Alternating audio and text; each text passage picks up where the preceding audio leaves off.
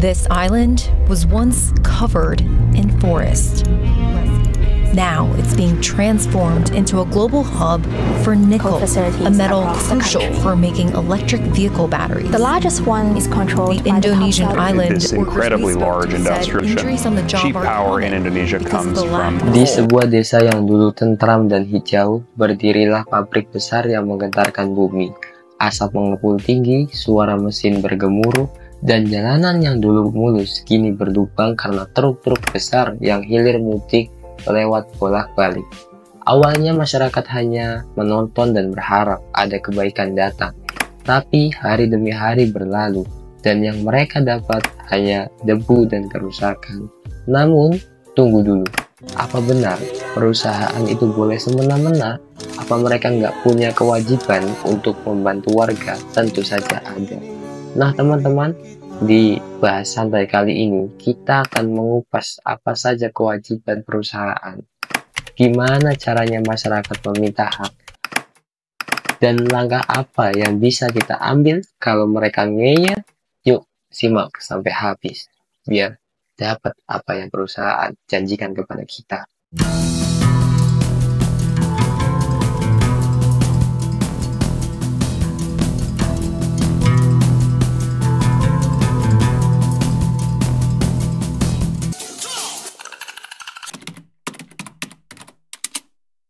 Jadi gini teman-teman, di Indonesia ada aturan yang jelas soal tanggung jawab perusahaan terhadap masyarakat sekitar, yang biasa disebut CSR atau Corporation Social Responsibility.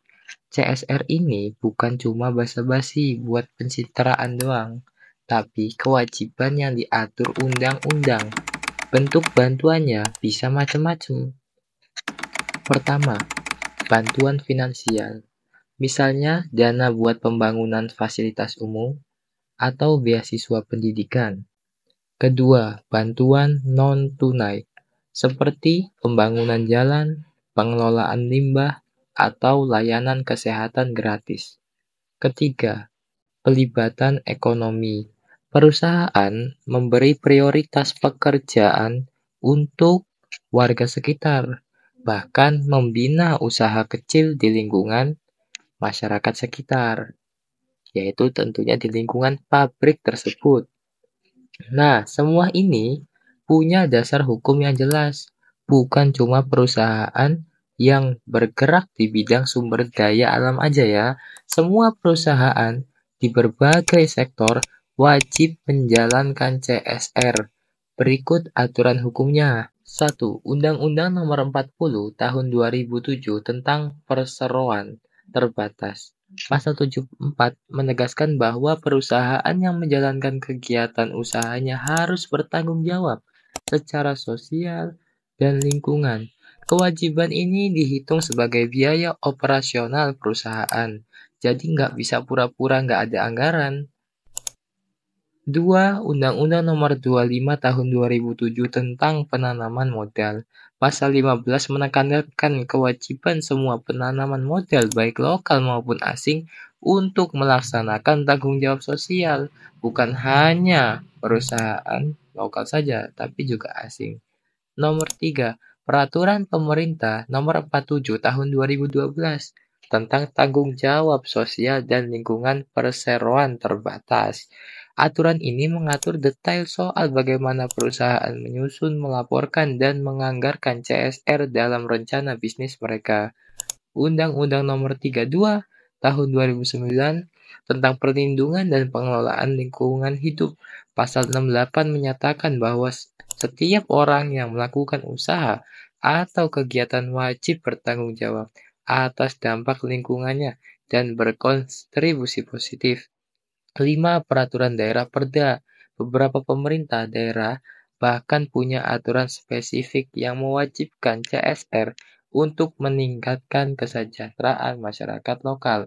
Kalau perusahaan ngeyel nggak mau memberikan kontribusi yang semestinya, sanksinya bisa berupa teguran administratif, pencabutan izin, sampai tuntutan hukum. Jadi teman-teman, kita sebagai masyarakat punya hak untuk menuntut hak kita.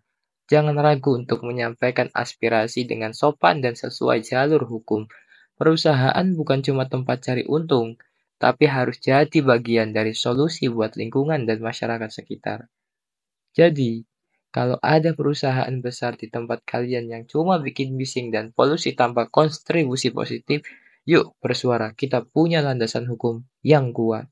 Debu, asap, lumpur. Di sini tidak ada tempat mengadu. Jadi memang masyarakat begini-begini nih.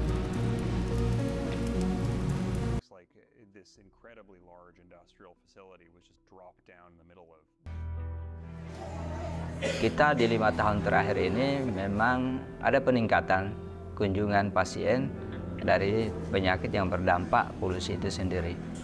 Di wilayah kerja kami ini di luar ISPA, TB itu kita sudah dapatkan pada anak yang dulunya itu tidak ada kasus seperti itu.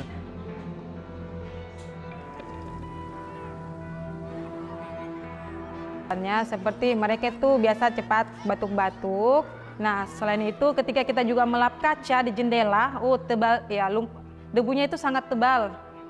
Bahkan juga biasanya di meja-meja ya, meja-meja siswa itu setiap pagi harus kita lap-lap dulu sebelum melakukan pembelajaran.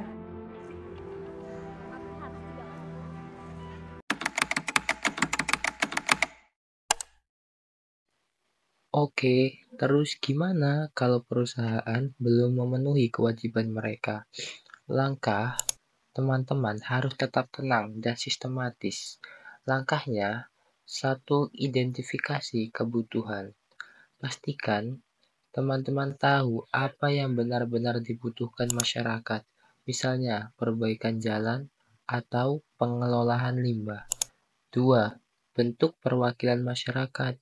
Libatkan tokoh desa dan komunitas lokal.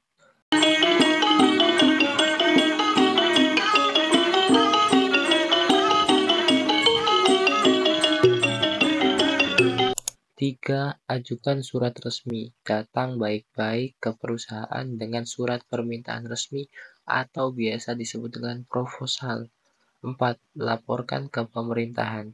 Kalau nggak ada respon, lapor ke Dinas Lingkungan Hidup atau Dinas Sosial setempat. Tapi teman-teman, kadang ada perusahaan yang susah diingatkan. Kalau sudah begini, kita perlu langkah lebih tegas, yaitu aksi demonstrasi. Ingat ya, aksi demonstrasi kuncinya beritahu polisi minimal 3 kali 24 jam. Sebelum aksi tersebut, jangan ada provokasi dan pastikan tujuan kita jelas. Menuntut hak dengan cara yang bermartabat. Semua orang tahu apa yang ingin didemonstrasikan di depan pabrik atau perusahaan tersebut.